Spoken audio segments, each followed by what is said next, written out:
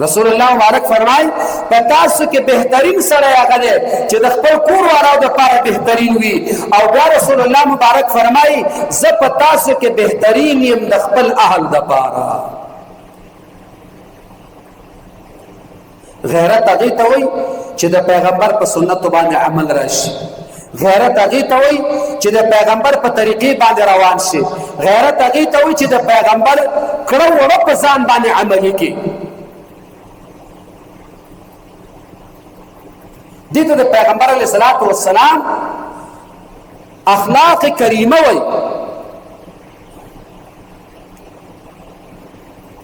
رسول الله صلی الله علیه وسلم مبارک آیا چیرته داسې کړي نه مونږ تاسو چې څه قسمه غرب اول کوو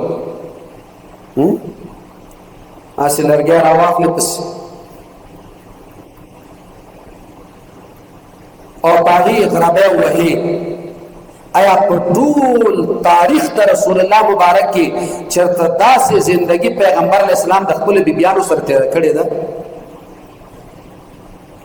یا کم کنزل بعضې خلک خپلو بیبیانو ته کوي؟ آیا پیغمبر علیه السلام په ټول عمر کې چاته کنزلې کړي؟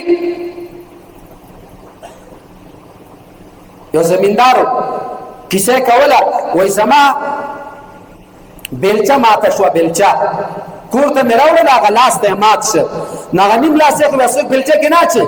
وایي زه راغلم ما خپلې ښځې ته وویل چې دا سنبال کېده. هغې چې سړیه دا خو مات دی نو په دې څه کوې؟ وایي چې نه کله ناکله ستا وهلو ته پکارېږي. دومره اشدترین ظالم ستا وهلو ته د بیلچې دا لاس دی پکارېږي صاحبه. وایي هغه ما اوس هم ساتلی. دا د پیغمبر علیه السلام اخلاق نه دي. راځئ بل روایت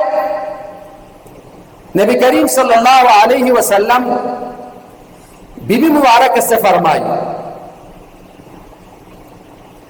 دا روایت د مسند احمد ده. تاسو مونږ ځان کې ګورو چې دغه عادات مونږ کې شته که نشته. عائشہ بیبی فرمائی كان يكون في مهنة أهله فإذا سمع الآذان خرج. رسول الله صلی الله علیه وسلم د خپل کورنۍ خدمت کاوه. په کور کې چې به رسول الله مبارک د خپل کورنۍ خدمت کاوه. فاذا سمع الاذان کله چې به اذان واورېده خرج به بیرون وته د مونځ کولو لپاره به ترتیب برابراو تر څو چې به رسول الله مبارک په کور کې و د خپل کور والاو قدر او عزت او احترام یې کوه.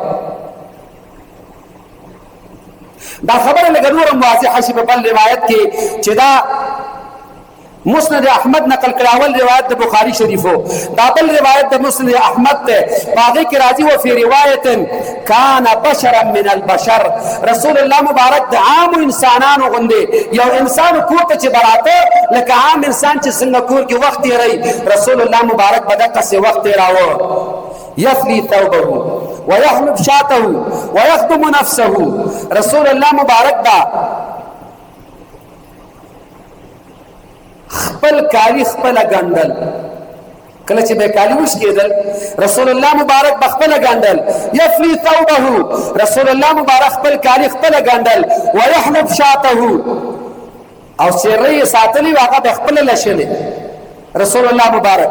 او ورپسې وی ويخدم نفسه، رسول الله مبارک با د ځان خدمت خپل کاوه.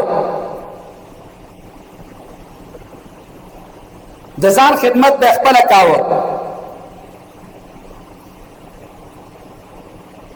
یاره زما په فکر په دې حدیث باندې خو ډېرو کمو خلکو عمل کړی. نن سبا وخت کې د دغه حدیث ترجمه پښتو کې یو چاته وکړه په خپل یعنی نکاح ځای کې ته د دې بعضو خلکو په مخ کې دا نصیحت دی زلمي ته وکړه چې کور کې جامې مینځه، د خپل بیبیانو خدمت کوه، او کچیرته څاروی د ساتلی وغله شي کله ناکله خپله لشه د خپلو بیبیانو سره په کور کې لاس او خولې کوه. که دې مسلمانانو تا نه ټاپ بې غیرته جوړ نه کړو بیا ووایه